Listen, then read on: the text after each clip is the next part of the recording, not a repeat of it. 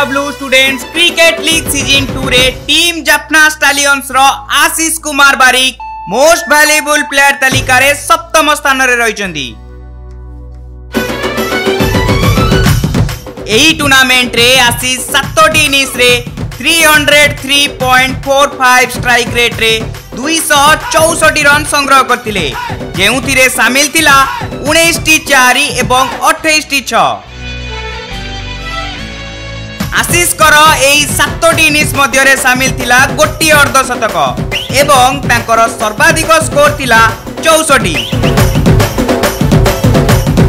Batting सहित bowling रे मध्य आशीष सर्वमोट 7टी मूल्यवान विकेट हासिल करथिले। आशीष कर उभय बैटिंग एवं बोलिंग फल रे तांकु 2टी मैच रे प्लेयर ऑफ द मैच भाबे विवेचित करा जायतिला एवं टूर्नामेंट रो शेष रे तांकु श्रेष्ठ बैट्समैन भाबे पुरस्कृत करा जायतिला। आशीष कुमार बारिकर चमत्कार प्रदर्शन बल रे team Jaffna stallions Cuttack TBW students cricket league season 2 रे चैंपियन होइतिले।